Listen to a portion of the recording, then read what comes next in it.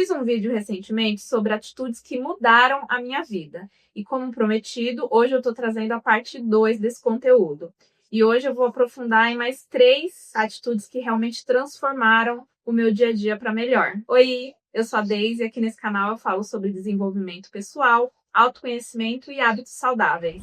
Atitude número 1. Aprenda a dizer não para os outros e para você mesmo. Se as pessoas soubessem o poder de dizer não, elas fariam isso com muito mais frequência. Mas você sabe o que significa dizer não e quando dizer não? Para explicar isso, eu vou começar falando do contrário. O que acontece quando a gente diz sim para tudo? Na vida social, muitas vezes a gente acaba falando sim porque a gente quer agradar, a gente quer fazer parte de um grupo, não quer decepcionar pessoas. Pode acontecer da gente aceitar situações que muitas vezes a gente não quer de verdade, ou estar em lugares que a gente não gostaria de estar. E nessa de falar sempre sim, a gente pode acabar também se prejudicando muitas vezes simplesmente porque não consegue dizer essa simples palavra não. A gente não consegue muitas vezes ter esse poder, essa coragem de dizer não. Às vezes a gente acaba aceitando ir numa festa ou num evento que não tem nada a ver com a gente, ou emprestar dinheiro quando a gente não quer ou a gente não pode emprestar. Às vezes é dar carona para aquele seu amigo que sempre bebe e mora longe e só você fica responsável por levar ele para casa. Isso até me faz lembrar de uma época que eu tinha carro e, eu sempre dava carona para todo mundo. Eu ia buscar as minhas amigas, levar as minhas amigas em casa, mas nunca ninguém, sei lá, me ofereceu para ajudar com a gasolina, por exemplo, sabe? Isso me fez pensar em quantas vezes eu disse sim, mas que não disseram sim para mim de volta. Ajudar um amigo, fazer o bem pelo próximo, fazer uma gentileza pelas pessoas que você gosta, é algo maravilhoso. E que todo mundo deveria, eu acho que deve fazer. Mas também é importante saber o momento de dizer não para poder se autopreservar, para entender e respeitar também os seus próprios valores e as suas próprias vontades. No trabalho também acontece muito isso, da gente acabar dizendo sim para tudo, às vezes porque não quer parecer uma pessoa fraca, porque quer mostrar que dá conta de tudo, não quer desapontar os colegas ou o chefe, ou porque tem medo de alguma repressão, de ser demitido, enfim. E vai falando sim, vai aceitando tarefas, situações, e quando se dá conta, ou tá sobrecarregado, ou tá fazendo o trabalho dos outros, né? Fazendo coisas que não eram ali sua função, a ponto de chegar perto de adoecer. Nos relacionamentos também acontece muito, né? De muitas vezes só um lado ceder. Sei lá, por exemplo, se seu parceiro, sua parceira gosta de comida japonesa, você não gosta, mas você sempre vai para agradar a pessoa, você sempre acompanha, sempre fala assim. Mas será que seu parceiro iria num show daquela banda que só você gosta para te agradar? Será que não é só você muitas vezes que tá cedendo, que tá falando sim para tudo? Ou muitas vezes é com a família que a gente fala sim para tudo, a gente muitas vezes se desdobra, né, para estar presente, para estar em todos os eventos, para agradar nossos pais, para atender expectativas da nossa família e acaba, de novo, dizendo sim para tudo. Mas será que esse sim que você está dizendo, você não está se anulando por causa disso? E esses exemplos genéricos que eu trouxe aqui é mais para que as pessoas consigam se identificar, consigam relacionar com situações do dia a dia, para que elas percebam, né, aonde que elas estão se prejudicando ou que elas estão se sentindo mal até por não conseguir dizer não, muitas vezes, quando na verdade o que elas queriam era falar não. Então, se você passa por essas situações e você fala sim e tá tudo bem e você tá bem com isso, não tem problema nenhum. Esse tema é mais para as pessoas que realmente se sentem incomodadas com certas situações, querem falar não, mas tem uma trava, alguma coisa que prende, que elas não conseguem dizer não. E isso tá muito relacionado com o fato de desagradar o outro, porque quando você fala não, você tá desagradando aquela pessoa que tem uma expectativa ou que fez um pedido e que tá aguardando, que tá esperando o seu sim, que tá esperando um retorno positivo. Então, falar não é desagradar outra pessoa. O problema é que quando você acostuma a dizer sempre sim, isso acaba se tornando algo automático. Você responde primeiro e pensa depois. E se isso tem sido um incômodo para você, então é porque tá na hora de mudar. Porque quando você aprende a falar não, você aprende também a pensar antes de responder. Não é para o não virar a sua nova resposta automática, mas é para você pensar com calma, refletir antes de tomar uma decisão para não se arrepender depois, por mais simples que seja essa decisão. Então, o segredo tá em não ter pressa de responder. Não tenha pressa de responder o pedido de alguém. E não tenha também medo de desagradar ou do que o outro vai pensar. Antes de responder, se faça algumas perguntas, tipo, eu quero isso? Eu quero ir naquele lugar? Eu vou me sentir bem naquele ambiente? Eu posso? Será que eu não tenho outra coisa para fazer? Eu posso comprar isso agora? Ou será que eu vou me enrolar e ficar com uma dívida depois? Eu consigo entregar essa tarefa nesse prazo? Ou eu vou ficar sobrecarregada? Então, quando você pensa antes de responder, nada mais é do que você tá sendo honesto com você mesmo. É se colocar em primeiro lugar e saber que às vezes você vai sim precisar desagradar algumas pessoas para se autopreservar. E aqui entra um ponto importante que é aprender a dizer não para si mesmo. Muitas vezes a gente fica travando uma batalha interna daquilo que a gente quer com aquilo que a gente precisa ou aquilo que é melhor, que vai ser melhor no futuro. É como se a gente tivesse um adulto e uma criança dentro da nossa cabeça e eles estão constantemente discutindo e negociando, sabe? Sei lá, falar, putz, eu queria muito sair hoje, mas eu tô sem dinheiro. Se eu sair, eu vou pagar no cartão, e aí mês que vem eu vou me apertar, vai ser pior pra mim. Mas a criança interior tá lá, não, mas vamos, não, mas aí é só R$ 100, não, tranquilo, depois a gente resolve. Mas tem que ter o adulto ali responsável dentro da sua cabeça pra falar, não, eu não vou. Tipo, a criança tá falando, ai, não, come lá o quinto pedaço de pizza, tá tranquilo. Mas o adulto tá falando, opa, peraí, lembra que você fez um compromisso de diminuir carboidrato? Se você seguir esse compromisso, você vai ficar muito feliz e orgulhoso de você mesmo. Então, por que que você tá querendo quebrar um compromisso que você fez com você mesmo? E parece coisas muito bobas, muitas vezes. Mas é difícil de dizer esses nãos. Eles são nãos difíceis, mais necessários. E quando a gente desenvolve essa coragem de falar não para os outros e para nós mesmos, a gente começa a cuidar mais de si mesmo.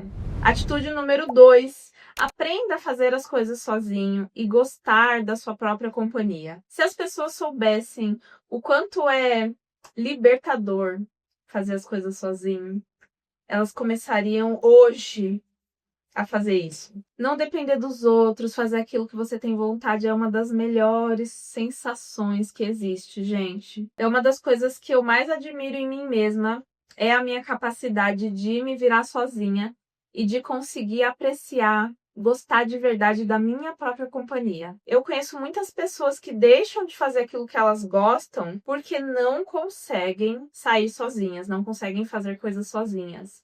Muitas vezes não gostam nem de ficar em casa sozinhas. Gente, isso é tão limitante porque a gente é sozinho, sabe? A gente é sozinho. Então, às vezes você não tá sozinho por escolha, mas às vezes a vida faz com que você tenha que estar sozinho. Então é muito importante a gente estar preparado para isso e que isso não seja um sofrimento, mas seja uma coisa natural. E por mais que seja assim maravilhoso ter companhia, ter amigos, ter pessoas para compartilhar, fazer coisas com pessoas que a gente gosta, depender dos outros, isso é uma prisão. Nem sempre você vai ter amigos que gostem de todas as coisas que você gosta, que queiram fazer as mesmas coisas que você, ou que tenham disponibilidade naquele momento que você quer fazer algo. Cada pessoa é como um universo. E explorar o seu próprio universo é uma coisa incrível. Ir no cinema sozinho, viajar, sair para passear, conhecer uma cidade nova, preparar uma comida diferente para você mesmo, caminhar, tomar um café, fazer compras, enfim. Tantas coisas que dá para fazer sozinho sem depender dos outros. Eu acho que fazer as coisas sozinho também é uma jornada de autodescobrimento, de autoconhecimento, porque tem coisas que você só vai perceber em você, você só vai conhecer de você mesmo quando você tá sozinho. Porque quando você tá o tempo todo com outras pessoas, você tá condicionado a equilibrar os seus gostos com os gostos das outras pessoas, a sua opinião com a opinião das outras pessoas, suas vontades com as vontades das outras pessoas. Então, você nunca tá 100% em você, sabe? 100% fazendo aquilo que você quer, de fato, aquilo que você gosta. Então, se você nunca tá sozinho, meio que você nunca se conhece de verdade. Às vezes você acaba, sei lá, criando um hábito ou um hobby por influência dos outros e você nem percebe. E você passa anos fazendo uma coisa que quando você para pra pensar, você fala, não, peraí. Mas por que eu faço isso? Eu nem gosto disso. E você só descobre essas coisas passando mais tempo sozinho. E eu adoro estar com os meus amigos, com a minha família, com meu namorado, mas eu também amo fazer as coisas sozinha. Eu amo ter a liberdade de fazer as coisas no meu tempo, do meu jeito. Simplesmente fazer as coisas que eu tenho vontade, quando eu tenho vontade. Tipo, eu quero ir pra praia, tá bom. Meu namorado não pode, meus amigos não podem, não querem. Chamei algumas pessoas, ninguém quis, ninguém pôde. São duas opções. Tá, eu não vou, ou então, eu vou sozinha, eu tô com vontade, eu vou pegar minhas coisas, eu vou fazer minha mala, eu vou, sabe? É tão gostoso ter essa sensação e poder se sentir bem, não se forçar a fazer uma coisa e chegar lá e ficar, meu Deus, que tristeza, que deprê. Não, é você fazer e se sentir bem com isso, né? Que é o mais importante. E se você quer começar a fazer as coisas sozinho, mas você não se sente bem, sente vergonha ou sente até tristeza ali de estar sozinho, eu sugiro que você comece indo no cinema. Não vai pegar e fazer uma viagem internacional sozinho. Pá, logo de cara. Ir no cinema é uma ótima maneira de começar e foi a forma como eu comecei. Porque no cinema, assim, você vai escolher um filme que você gosta. Ok, algo que você queira assistir. Você vai comprar lá sua pipoquinha, você vai chegar, você vai sentar, todo mundo vai estar prestando atenção no filme, ninguém vai estar prestando atenção em você.